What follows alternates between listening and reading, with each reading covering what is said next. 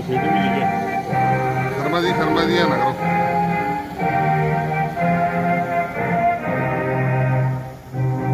भारत का वीर जवान हूं मैं। सबसे पहले बड़े ही कदम दर कदम सभी टुकड़ियां आगे बढ़ते हुए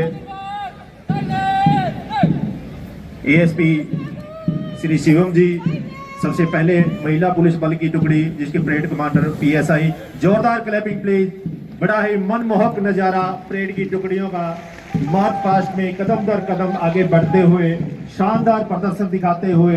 दूसरे नंबर पर महिला पुलिस बल की टुकड़ी जिसके commander PSI Rakesh ji, 3 number पर गृह रक्षी बल के commander PSI Rakesh ji, 3 number पर गृह रक्षी बल की टुकड़ी जिसके प्लाटून कमांडर बलविंदर जी, और 4 नंबर पर NK adventure warrior scouts guide की टुकड़ी जिसके platoon commander Saurabh Kamboj ji. Clapping में साथ देते रहे, जोरदार क्लैपिंग प्लीज। बड़ा ही शानदार प्रदर्शन। मंच के सामने से सभी टुकड़ियां ढोल की ताल पर कदम दर कदम आगे बढ़ते हुए प्राथमिक विद्यालय स्काउट्स की टुकड़ी जिसके प्लेटून कमांडर जतिन लाडवाल, 6 नंबर पर राजकीय वरिष्ठ माध्यमिक विद्यालय खैरपुर स्काउट्स की टुकड़ी जिसके platoon commander Saurabh Yadav, 7 number पर राजकीय मोटर संस्कृति वरिष्ठ माध्यमिक विद्यालय एनसीसी जिसके प्लाटून कमांडर जगदीश। जो क्लैपिंग चलती रही, प्लाटून कमांडर अनुकूल, और 10 नंबर पर चौधरी देवीलाल विश्वविद्यालय एनसीसी की टुकड़ी जिसके प्लाटून कमांडर।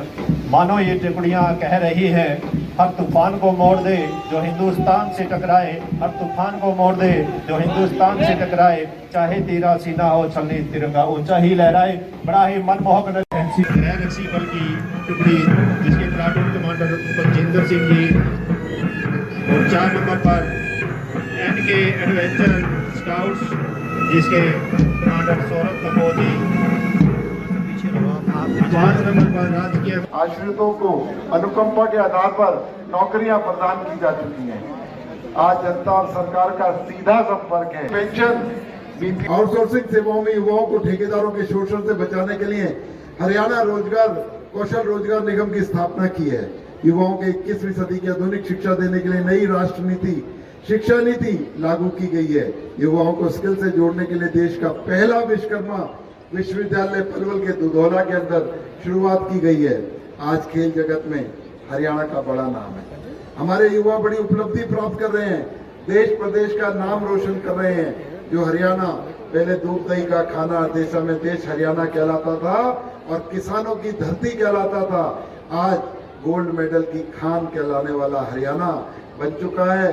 तो मित्रों, मैं आप लोगों को बताना चाहता हूं, चाहे खिलाड़ियों को पारितोषिक देने की बात हो, चाहे उन्हें स्टाइपेंड देने की बात हो, और अपनी जो प्रैक्टिस करने के टाइम पर भी बहुत सारा मानदेय देने का काम जो करने वाला हरियाणा पहला देश बन गया है।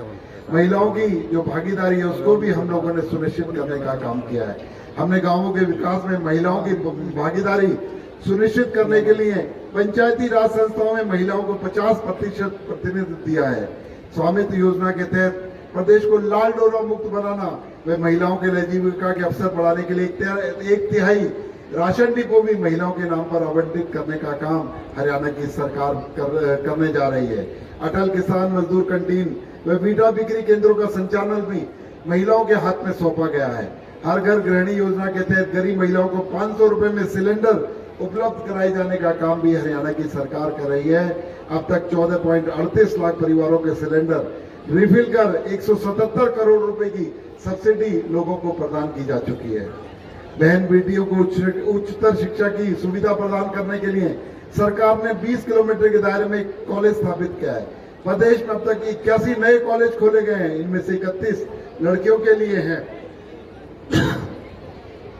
सुपर 100 कार्यक्रम के तहत विद्यार्थियों को विशेष संस्थाओं के माध्यम से एनडीए तथा एसएसबी की तैयारी करवाई जाती है। महिलाओं के लिए लाडो लक्ष्मी योजना क्रियान्वित की गई है।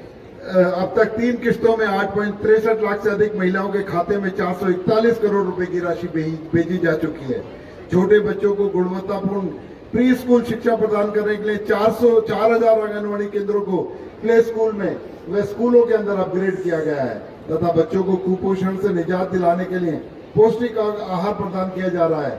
सरकार ने 50% आंगनबाड़ी कार्यकर्ताओं को सुपरवाइजर के पदों पर पदोन्नत करने का निर्णय लिया है। राजस्व विभाग द्वारा भी प्रदेश की सभी तहसीलों को ऑनलाइन रजिस्ट्री, पेपरलेस रजिस्ट्री और आने वाले दिनों में स्मार्ट तहसील बनाने का निर्णय भी हरियाणा की सरकार ने लिया है। हमारी सरकार प्रदेश के शहरों और कस्बों में आधारभूत संरचना सुदृढ़ बनाने पर विशेष बल दे रही है। ग्राम पंचायतों में 21 लाख तक रुपए के विकास कार्य बगैर टेंडर के कराने का काम भी हरियाणा सरकार ने शुरू किया है। पंचायतों, नगर निगमों, नगर पालिकाओं में पिछड़ा वर्ग के लिए आरक्षण बढ़ाया गया है। प्रदेश के 994 गाँव में ई लाइब्रेरी स्थापित की जा रही है ताकि युवाओं को अपने नजदीकी स्थान पर ही प्रतियोगी परीक्षाओं की तैयारी के लिए बेहतर सामग्री सुलभ हो सके।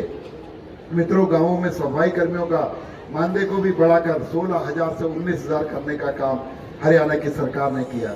हर विधानसभा क्षेत्र में कम से कम 10 पार्क और नई व्यायामशालाएं निर्माण एवं स्ट्रीट लाइट लगाने का कार्य किया जा रहा है। अब तक 993 पार्क, कम व्यायामशालाएं तथा 382 भवनों में इंडोर जिम स्थापित किए जा चुके हैं, जिससे कि आने वाला युवा सशक्त बन सके और जो मोदी जी का जो सपना है फिट इंडिया, उस मूवमेंट को आगे बढ़ा सके। मित्रों, विकसित भारत गारंटी रोजगार आजीविका मिशन ग्रामीण योजना को नए रूप में क्रियान्वित किया गया है। अब ग्रामीणों को 100 दिन के बजाय 125 दिन का रोजगार मिलेगा। यह भी कारगर महत्वाकांक्षी योजना है जिसमें प्रदेश में रोजगार के अवसर और बढ़ेंगे और मजदूरों को 25 दिन ज्यादा काम मिल सकेगा।